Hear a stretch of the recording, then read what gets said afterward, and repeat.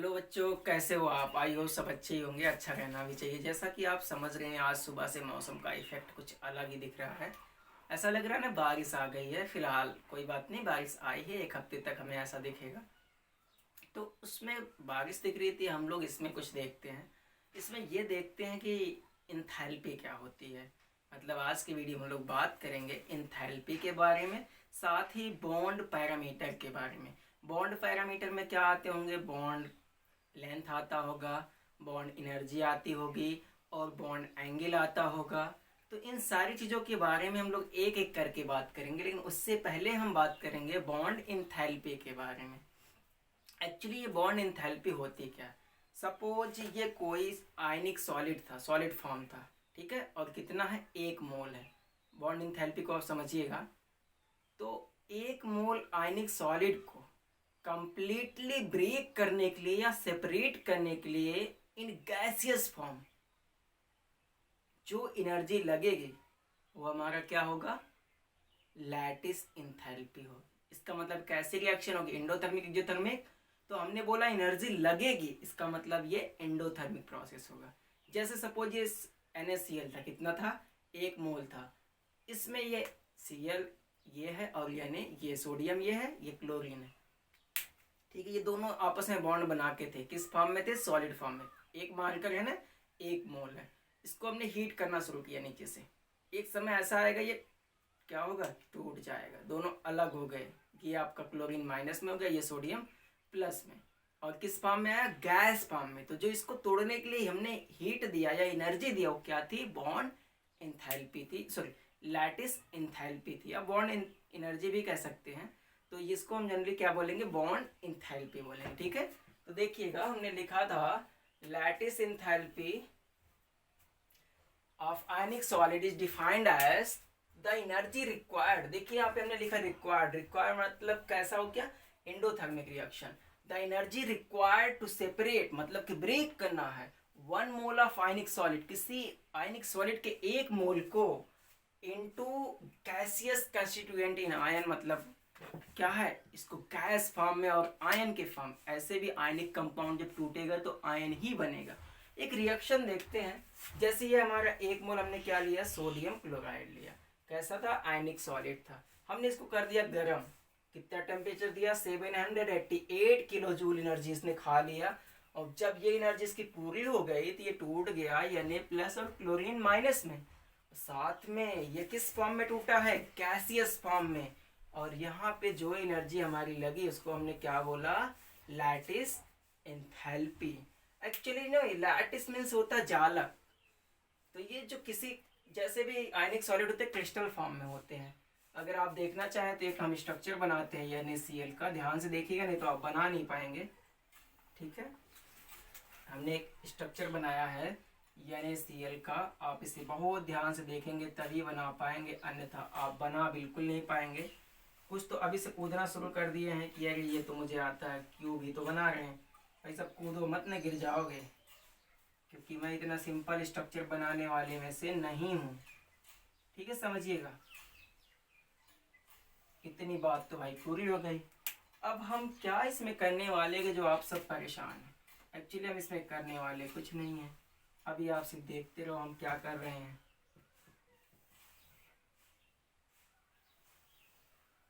ठीक। अब फिर से देखिएगा, आधे का अब खोपड़ी खिसक रहा है कि बंदा मजाक नहीं कर रहा था, इसने तो सीरियसली ले लिया यार। मैं सीरियसली लिया था तब भी, अब भी। पर आप मत लेना, नहीं तो आप हाइपर हो जाओगे। तो आप क्या करोगे? हाइपर होने के बाद सुपर हाइपर होने का प्रयास करोगे, जिसमें आप सब गलत सलत करोगे। आज तो बहुत ने ठान बैठा है कि अभी वीडियो देखने के बाद हम क्या करेंगे ना, इसको जरूर बनाने का प्रयास करेंगे। अभी मेरा कंप्लीट नहीं हुआ काम, भाई साहब देखते रहिएगा। सॉरी सॉरी सॉरी सॉरी, ठीक है। और इसको अभी हम यहाँ से मिला रहे हैं इसमें। चलिए, कुछ तो स्ट्रक्चर हमारा बना, लेकिन अभी भी ये इनकम्प्लीट है। चल, ये हमारा कंप्लीट हो गया, ठीक है। अब देखो भाई साहब, ये हमारे सोडियम यानी Cl का स्ट्रक्चर है। इसमें क्या होता है? ये जो कॉर्नर होते हैं ना, ये वाले देख रहे हैं आप, ये वाले इस पे अल्टरनेट पोजीशन पे हम लोग सोडियम और क्लोरीन को अरेंज करते हैं, ठीक है। इस पे सोडियम को और क्लोरीन को अल्टरनेट पे अरेंज करते हैं। तो मैं ये आपको बताऊंगा नहीं, आप अपनी एनसीईआरटी देखिएगा, अच्छा सा बना है। बस ये मैं आपको बताने वाला हूँ कि जो ये क्लोरीन और सोडियम के बीच में बॉन्ड होगा, ये क्लोरीन का एटम सोडियम का एटम है, तो इसमें बहुत स्ट्रॉन्ग फोर्स ऑफ अट्रैक्शन होता है, जिसकी वजह से ये जो बॉन्ड होगा ना बहुत ज़्यादा स्ट्रांग होगा। तो ये जो बॉन्ड को तोड़ने के लिए, इसी बॉन्ड को तोड़ने के लिए एनर्जी दी गई, उसको हमने क्या बोला था, लैटिस एंथैल्पी। चलिए बस इतना ही। अगले टॉपिक को हम लेते हैं जो कि हमारा है बॉन्ड पैरामीटर।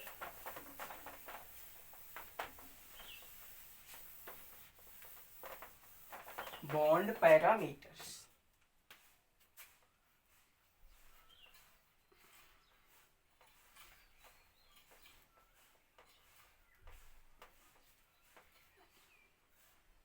ठीक है, इसमें हमारा पहला टॉपिक है बॉन्ड लेंथ।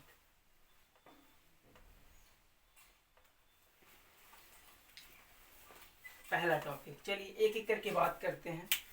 एक्चुअली ये बॉन्ड लेंथ क्या होती है, जैसे दो एटम आपस में मिलकर के मॉलिक्यूल बना लिए, ठीक है, उनके न्यूक्लियस के बीच की जो दूरी होती है उसे हम लोग बोलते हैं बॉन्ड लेंथ। जैसे फॉर एग्जांपल अगर हम बात करें, ये हमारे पास कोई एटम था, NaCl ले लेते हैं, ठीक है, ये इसका न्यूक्लियस होगा, ये इसका न्यूक्लियस होगा, साइज दोनों की अलग अलग होगी, हमने गलती से एक ही लिया है। तो अब आप ये देखिए, ये इसके न्यूक्लियस से इसके न्यूक्लियस की जो दूरी है, इसको हमने क्या बोल दिया, इस टर्म को बोला बॉन्ड लेंथ, ठीक है। अगर आप इसे लिखना चाहें तो आप लिख सकते हैं, the equilibrium distance between the nuclei, the equilibrium distance between the nuclei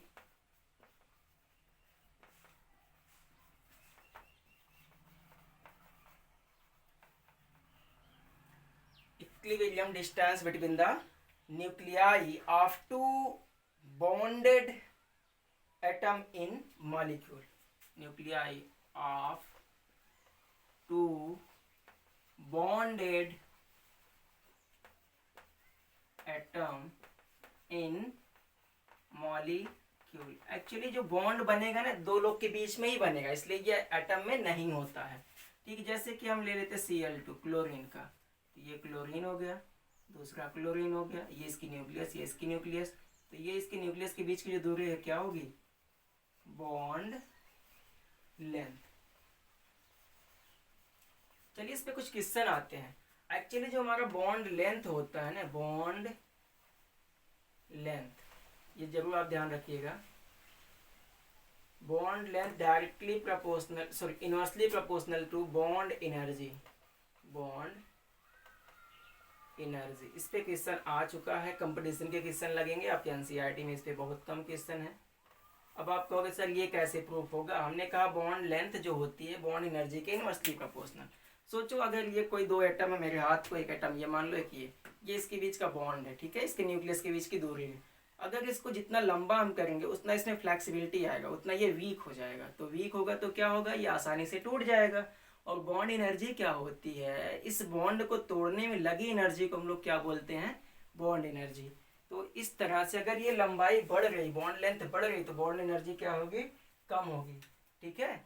और एक चीज और, जैसे सिंगल बॉन्ड था कम मजबूत हो गया, डबल और मजबूत, एक और बना दो ट्रिपल और मजबूत, तो जितना मजबूत होगा बॉन्ड उतनी ज्यादा एनर्जी लगेगी उसको तोड़ने में। चलिए तो इस पैरामीटर के बारे में आपको तो समझ में आ ही गया होगा। अब हम बात कर लेते हैं अगले पैरामीटर के बारे में, जो कि हमारी है रेडियस। ये रेडियस क्या, एक्चुअली आपको पता है, it is the distance between centre of atom to outermost shell, ठीक है, डिस्टेंस बिटवीन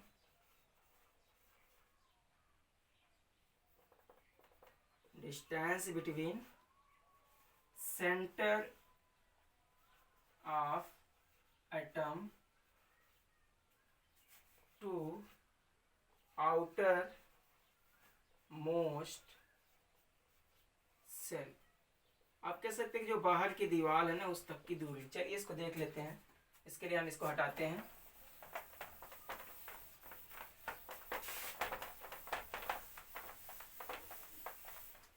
इसका फिगर हम ऊपर बनाते हैं यहाँ कहीं पर। हमने कहा ये रेडियस क्या होती है। देखिएगा ये हमारा कोई एटम है, ये क्या है, एटम है। तो ये जो दूरी होती है इसको हम लोग बोलते हैं रेडियस। लेकिन ये दूरी इसको क्या बोलते हैं हम लोग, इसको बोलते हैं डायामीटर। डायामीटर, ठीक है, डायामीटर। तो हम कह सकते हैं diameter by 2 equal to radius. ये भी बहुत बार पूछते हैं रिलेशन क्या होता है डायामीटर रेडियस में। या फिर हम कह सकते हैं डायामीटर इक्वल टू 2r। ये मैथमेटिकल है, बहुत कठिन नहीं है भाई। ये आधी दूरी तो रेडियस से डबल कर देंगे तो डायामीटर हो गया। तो डायामीटर क्या है, रेडियस का आधा ही तो है। सॉरी, डायामीटर क्या, रेडियस का डबल होता है। सॉरी यार, डायामीटर का आधा रेडियस होता है, रेडियस का डबल डायामीटर होता है, ठीक है। अगर कोई कहते सर ये आयनिक रेडिया क्या होता, तो अगर हम बात करें, रेडियस में भी कई रेडियस होती है। आयनिक रेडियस, आयनिक रेडियस अगर इसको हम आयन के फॉर्म में लेंगे, यही distance, it calculate in the form of ion, it calculate in ion लिख देते सीधा, कैलकुलेट इन आयन। अगर ये हम आयन के फॉर्म में लेंगे ना तो इसको बोल देंगे आयनिक रेडिया। ये बहुत इंपॉर्टेंट टॉपिक है, इसमें बहुत क्वेश्चन आता है। आयनिक रेडिया में क्या होगा, ये दो प्रकार के होंगे। एक होगा एनायन की radii, anion radii, radius जिसको हम कहेंगे आर एनायन, ठीक है। और एक होगा कैटायन की रेडियस, तो आर कैटायन लिख देते सीधा, कैटायन, ठीक है। तो भाई साहब अगर कोई एटम है, जैसे ये Na+ है, Cl-, तो जो इसकी रेडियस होगी ये क्या होगा, आर कैटायन होगा, ठीक है। और जो इसकी रेडियस होगी ये क्या होगा, आर एनायन होगा। तो अब आप समझ गए होंगे एनायन की रेडियस कब कैलकुलेट करते हो और कैटायन की रेडियस। लेकिन इसमें क्वेश्चन एक आता जो आपके एनसीईआरटी में है, उस पर आइए देखते हैं। ये क्वेश्चन एनसीईआरटी का ये है कि एक सीरीज दिया गया है Na+ Mg+2 नियान फ्लोरीन -1 ऑक्सीजन -2। कह रहा कि right decreasing order of ionic radius. कैसे लिखेंगे, एक्चुअली ये क्वेश्चन जो है हमारा AIEEE का है। AIEEE आप जानते होंगे, ये क्वेश्चन वहाँ का है। तो इसमें कैसे लगाएंगे, तो इसमें आप एक चीज याद रखिएगा, मोर नेगेटिव मोर रेडिया। अगर किसी स्पीसीज पे ज्यादा से ज्यादा नेगेटिव चार्ज है तो उसकी रेडियस क्या होगी, बहुत ज्यादा होगी। लेकिन कब अप्लीकेबल है, in case of iso electronic species, iso electronic species, ठीक है। तो चेक करते सोडियम में कितने इलेक्ट्रॉन, Na+ 10 इलेक्ट्रॉन, मैग्नीशियम में 12 होते, 2 चले गए, 10 इलेक्ट्रॉन, नियान 10 ही होते, फ्लोरीन 9 होते, 1 आ गया, 10 हो गया, ऑक्सीजन 8 होते हैं, 2 आ गए, 10 हो गए। तो सब में नंबर ऑफ इलेक्ट्रॉन क्या है, सोल्यूशन देखिएगा। Na+ में कितने इलेक्ट्रॉन है, 10 इलेक्ट्रॉन। Mg+2 में कितने हैं, अब इसमें भी 10 इलेक्ट्रॉन है। चलिए बात करते नियान में, इसमें 10 है, कोई चार्ज नहीं है। बात करते हैं फ्लोरीन में, इसमें 9 होता है, 1 आ गया, 10 है, कोई चार्ज अब की जरूरत नहीं है, 10 हो गया। तो सब में देख रहे हैं नंबर ऑफ इलेक्ट्रॉन सबके सेम है। इस स्थिति में आप यूज क्या करेंगे, मोर नेगेटिव मोर रेडिया। किस पे नेगेटिव चार्ज ज्यादा है, ऑक्सीजन पे, इसकी रेडियस सबसे ज्यादा। फिर किसका होगा, फ्लोरीन का। फिर नियान पे कोई चार्ज नहीं है, मतलब न्यूट्रल है, उसके बाद ही तो पॉजिटिव आएगा। तो फिर क्या होगा, Mg+2। फिर क्या हो जाएगा, सोडियम प्लस।